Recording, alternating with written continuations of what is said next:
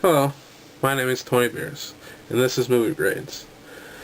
And for my next review, I wanted to review a movie that very few people have seen, or very few reviewers have reviewed. The movie I'm going to review for you is entitled Now You Know. And I know what you're thinking, but no, this is not based on the G.I. Joe PSA commercials. It's not scary being lost if you don't lose your head. Now I know. And knowing is half the battle. G.I. Joe! This movie is produced by Kevin Smith and written and directed by Jeff Anderson. Now, Jeff Anderson is the guy who played Randall in Clerks, Jay and Silent Bob Strike Back, and Clerks 2. Jeff Anderson not only writes and directs this movie, he also stars in it. He plays a character very similar to his character of Randall in the other movies that he's been in. Even though this movie is not written or directed by Kevin Smith, it has a lot of Kevin Smith-isms. If I was told this movie was written by Kevin Smith, I would probably believe it, even though it's not. Jeff Anderson has a very similar writing style. The movie has a lot of foul language, much like Kevin Smith's movies. A lot of foul language and a lot of talk about sex. Let's talk about sex.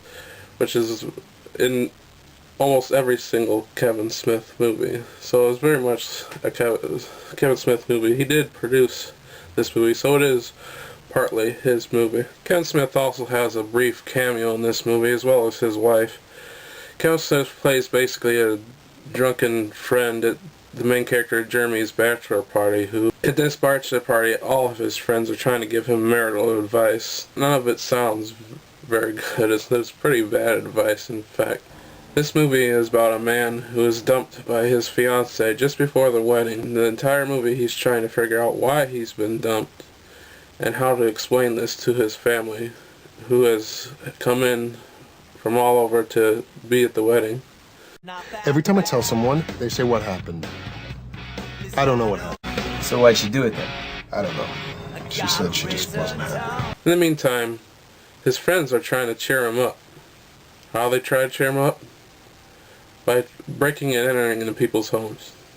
I know, that sounds weird, but they're basically breaking in these people's homes and rearranging their furniture to basically scare them into convincing them to buy a home security system. The other half of this movie is Jeremy Sisto's ex-fiancée.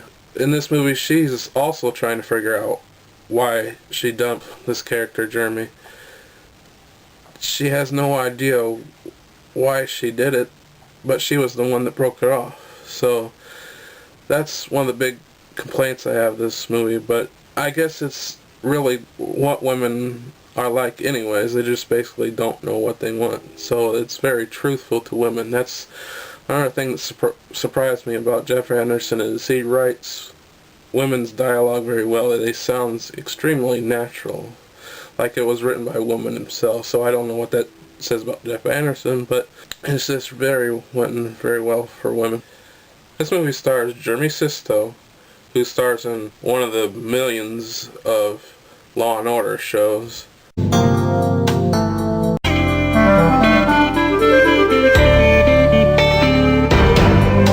You might be surprised to know that Jeremy Sisto plays the voice of Batman in Justice League: A New Frontier. True. That's my secret. The best thing about this movie is the dialogue. It is really great dialogue. Jeff Anderson really impressed me and surprised me about how great of a writer he is. This is his first time writing and directing, and he's not a great director, but he is really a brilliant writer. The dialogue in this movie is very natural. It sounds very much like normal people that you hear every day. My favorite character in this movie is named Biscuit. I know it's a strange name for a character, but he is played by Trevor Fairman, who he is brilliant in this movie. He is excellent. I don't know why this kid has not gotten more work. He should get a lot more work. He is a great actor. I've only seen him in two movies, this and he played Elias in Clerks 2. Say what you will about Jesus, but leave the rings out of this. But he is hilarious in this movie. This kid does deserve more work in Hollywood. So any Hollywood people out there who sees this video, I believe this kid should get an Oscar eventually. I mean, he's just hilarious in both movies. Biscuit, he's basically just a dumbass loser, but he's a lovable dumbass loser. And he's just hilarious character. He's just so funny without trying to be funny. He's just dumb, and he says these crazy observations just that sound so dumb that they're funny. They're just hilarious. I wouldn't wish marriage on my worst enemy. So he's my favorite character in this movie. Another really great thing about this movie is it has Debbie Dunning in it.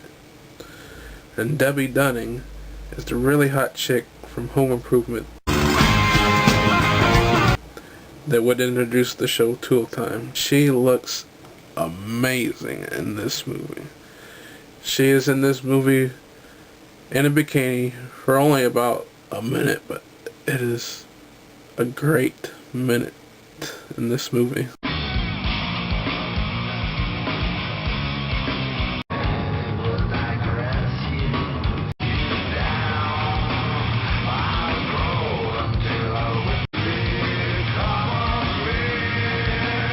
My biggest complaint about this movie is that it is an independent, low-budget movie, and it shows. I mean, the movie looks like crap. The bad look of the movie is to be expected from a low-budget, independent movie. So, if you enjoy a very funny, Kevin Smith-esque type movie, and you don't mind foul language and talk about sex, and the poor quality of the video and the look of the movie, then you would very much enjoy this movie. I would pay good money to see that. My final grade, I give this movie a solid B. Now you know, now you know. And knowing is half the battle. G.I. Joe! My name is Tony Beers, and thank you for watching Movie Grace. See you next time.